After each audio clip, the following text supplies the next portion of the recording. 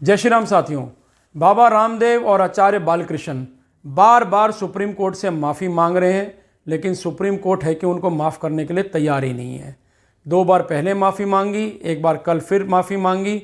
उसके पहले देश के 60 से भी अधिक अखबारों में विज्ञापन देके पतंजलि पीठ ने माफ़ी मांगा।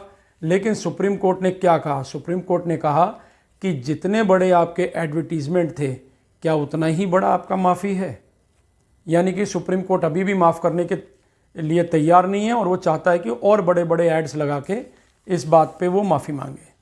खैर, आचार्य बालकृष्ण और बाबा रामदेव, उन पे गाज क्यों गिर रही है सुप्रीम कोर्ट की? क्योंकि इंडियन मेडिकल एसोसिएशन ने एक पिटीशन फाइल की थी सुप्रीम कोर्ट में और कहा था कि ये भ्रामक प्रचार कर रहे हैं, अपने प्रोडक्ट्स का भ्रामक प्रचार करके लोगों को गुमराह कर रहे हैं। मेडिकल प्रोडक्ट्स का कोई भी प्रचार करना भारत के कानून के हिसाब से वो अपराध है। कोई भी मेडिसिन के लिए ये दावा नहीं किया जा सकता ये इस बीमारी को ठीक ही कर देगी।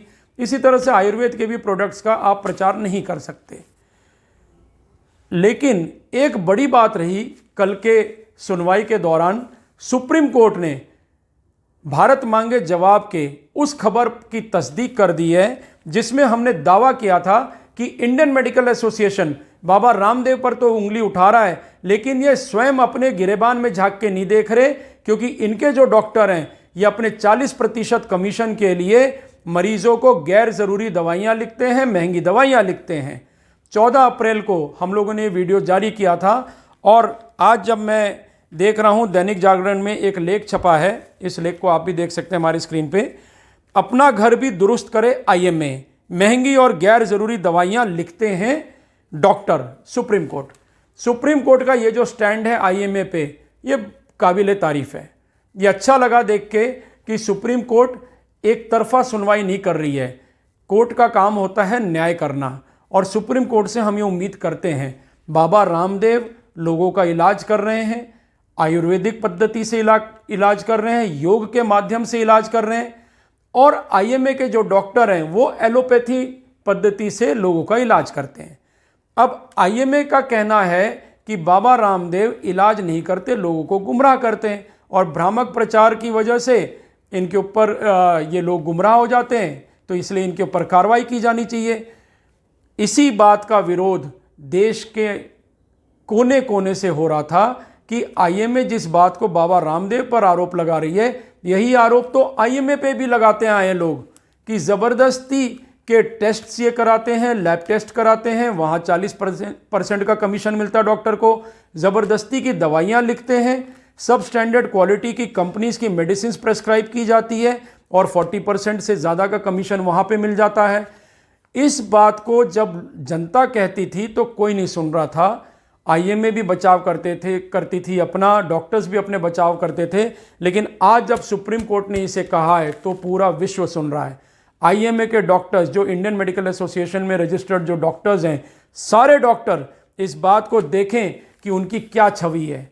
उनकी छवि डॉक्टरों की नहीं रह गई, व्यापारी की रह गई है। वो सबके सब व्यापार कर रहे हैं। उनका काम था इलाज करना, वो दवाई बेच रहे हैं। क्या दवाई बेचना डॉक्टरों का काम है? डॉक्टरों का काम था डायग्नोज करते, आला लगाते, कान में देखते, चेक करते, नब्ज पकड़ के टटोल के बताते। पहले के ज़माने में ऐसे ही डॉक्टर होते थे।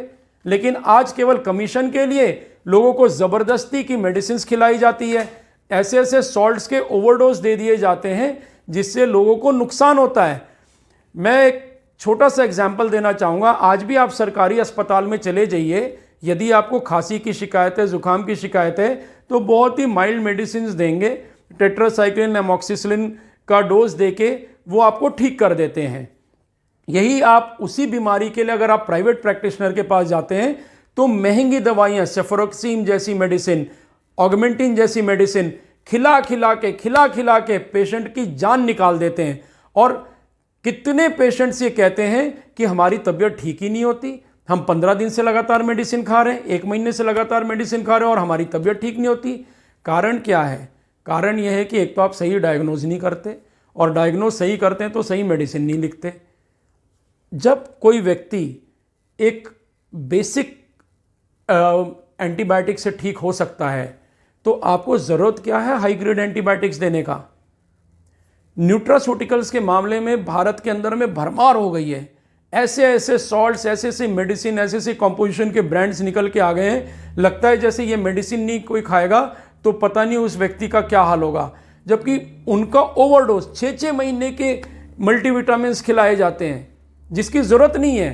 वही प्राइवेट हॉस्पिटल्स वाले, प्राइवेट क्लिनिक्स वाले डॉक्टर इसको प्रेस्क्राइब करते हैं, लेकिन जब उसी प्रेस्क्रिप्शन को लेके सरकारी अस्पताल में जाइए तो जाते ही डॉक्टर सबसे पहले उस प्रेस्क्रिप्शन पे क्रॉस करेगा और बोलेगा इसकी तो ज़रूरत ही नहीं था, आप क्यों खा रहे हैं। इसीलिए आपके लीवर में प्रॉब्लम आ रहा है, आपकी किडनी में प्रॉब्लम आ रहा है, आपके इंटेस्टाइन में प्रॉब्लम आ रहा है। तो दोस्तों, कहने का मतलब केवल मेरा इतना ही है कि आइए में अपने गिरेबान में झाके अपने डॉक्टर्स को ठीक करें, बजाय बाबा रामदेव पे उंगली उठाने के। सुप्रीम कोर्ट ने इसमें पहल की है, हम लोग सुप्रीम कोर्ट की तारीफ करते हैं और हम लोग चाहेंगे सुप्रीम कोर्ट इस मसले को केवल बाबा रामदेव के केस तक कन्फाइन न रख करे। 150 करोड़ भारतीयों के स्वास्थ्य का सवाल है, इसलिए इसके ऊपर सुप्रीम कोर्ट ही कुछ लॉ, कुछ ऑर्डर, कुछ ऐसा फ्रेम करे, कुछ ऐसा आदेश पारित करें जिससे ये जो प्राइवेट प्रैक्टिशनर्स हैं वो अपने गलत प्रैक्टिस को छोड़ें और लोगों के स्वास्थ्य के लिए अच्छा काम करें जिसके लिए उन्होंने पढ़ाई की है। दोस्तों, यदि आपको हमारी ये स्टोरी आज की पसंद आई है तो आप हमारी स्टोरी को लाइक करें, हमारे चैनल भारत मांगे जवाब को सब्सक्राइब करें। जय हिंद, जय भारत, जय श्री राम।